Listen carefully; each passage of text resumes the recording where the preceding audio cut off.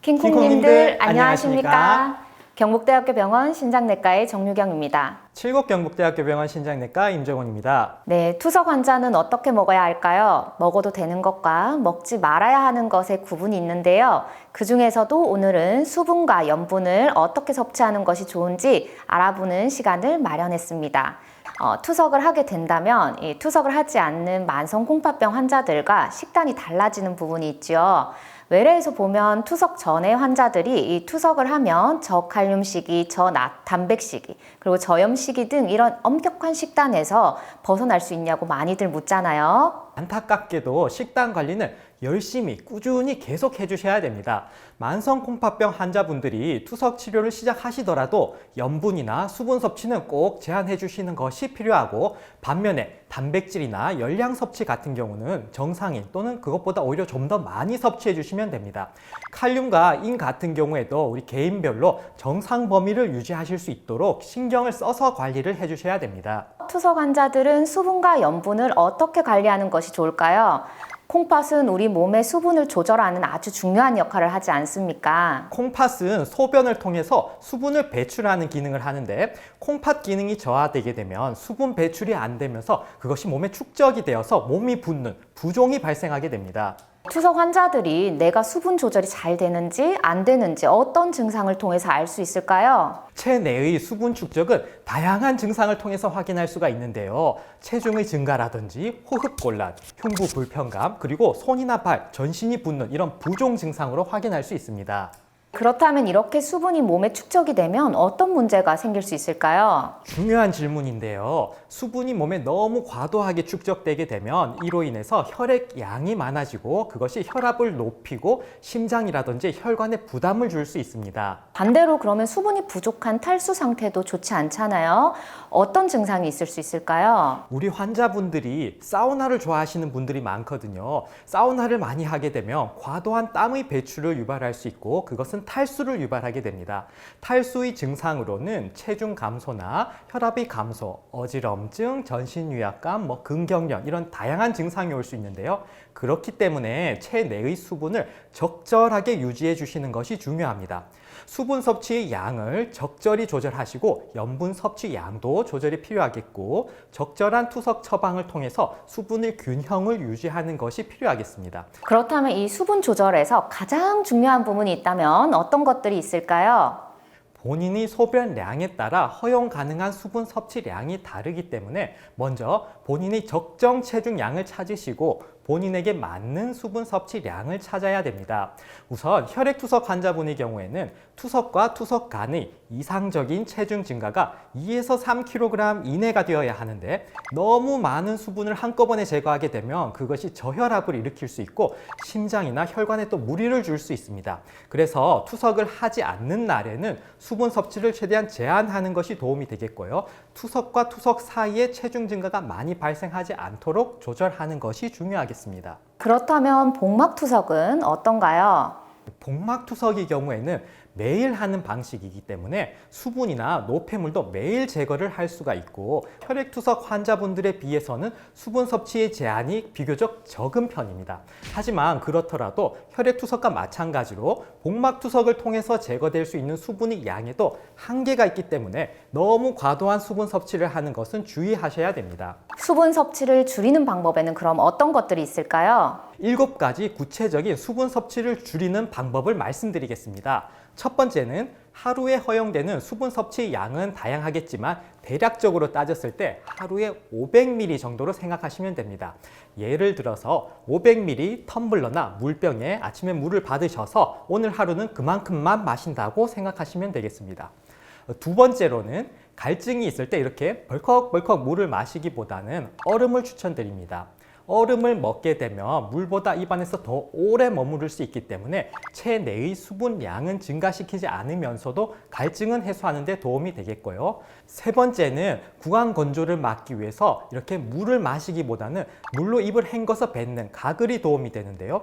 물을 마시게 되면 체내의 수분 양이 결국 축적되어서 더 많은 수분을 섭취하게 되겠지만, 뱉게 되면 물은 섭취가 되지 않으면서도 갈증은 제거하는 데 도움이 되겠습니다.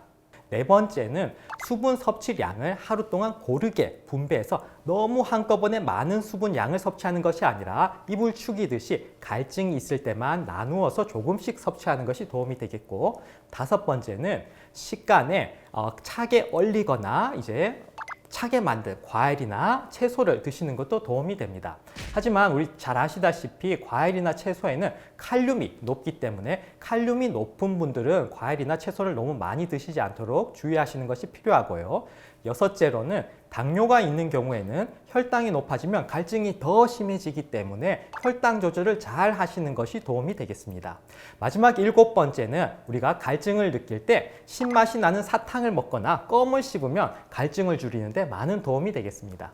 이번에는 염분 조절에 대해서 설명해 주실 수 있을까요? 체내의 수분 축적을 예방하는 데는 수분 섭취뿐만이 아니고 염분, 소금의 섭취를 조절하는 것도 중요한데요. 과도한 염분의 섭취는 콩팥에 부담을 주게 되고 그것이 혈압을 높이고 부종을 발생시킬 수 있습니다. 우리나라 국민건강영양조사 결과에 따르면 한국인은 하루 평균 9에서 10g 정도의 염분을 섭취하고 있는데, 만성 콩팥병 환자분들에게 권장되는 염분 섭취량은 5g 이하입니다. 나트륨으로 따지면 대략 2g 정도가 되는데요. 식품 그 자체에도 염분이 포함되어 있기 때문에 음식 자체에 소금이 2g 정도 포함되어 있다고 하면 우리가 한번 조리 시에 사용할 수 있는 염분의 양은 매 끼니마다 대략적으로 소금 1g 내외가 되겠습니다. 그렇다면 만성 콩팥병 환자와 이 투석 환자의 염분 섭취량은 다르나요? 투석을 하시더라도 과량의 염분 섭취는 갈증을 유발하게 되고 이로 인해서 수분 섭취가 증가해서 혈압이 상승하고 부종을 유발하고 심장에도 부담을 줄 수 있습니다. 그래서 꼭 조절을 해주셔야 됩니다.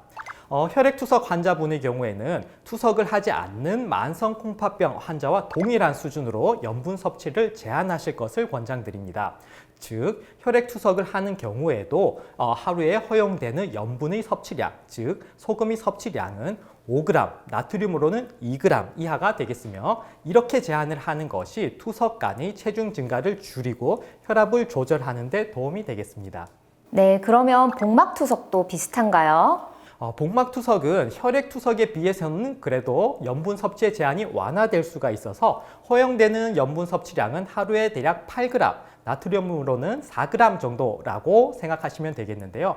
하지만 마찬가지로 염분의 섭취가 너무 많아지는 경우에는 혈압이 상승하고 체내의 수분 축적으로 고농도의 복막투석액의 사용이 요구될 수 있기 때문에 적절하게 염분 섭취를 제한하는 것이 중요하겠습니다. 교수님, 그렇다면 간단하게 저염 시계에 대해서 알려주실 수 있나요? 우선 염분이 높은 젓갈이나 우리가 장아찌, 김치 같은 염장식품류와 국, 찌개 요리는 소금이 많이 들어가기 때문에 제한하시는 것이 좋겠고, 조리 방법으로는 조림보다는 구이나 볶음 같은 방법의 조금 더 염분 섭취를 줄일 수 있기 때문에 도움이 되겠습니다.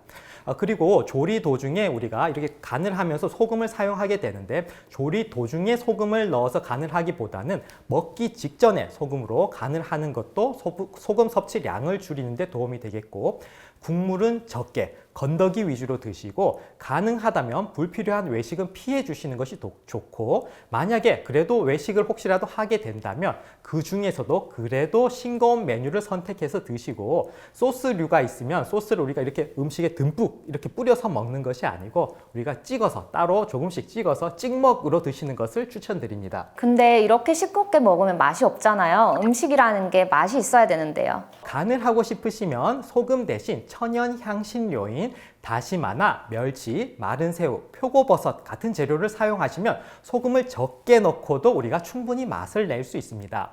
염분이 적은 양념인 설탕, 꿀, 식초, 레몬즙, 카레가루, 고춧가루, 후추, 파, 마늘 같은 재료를 적절하게 요리에 이용하시면 우리가 염분 섭취량을 줄이는 데 많은 도움이 되겠습니다.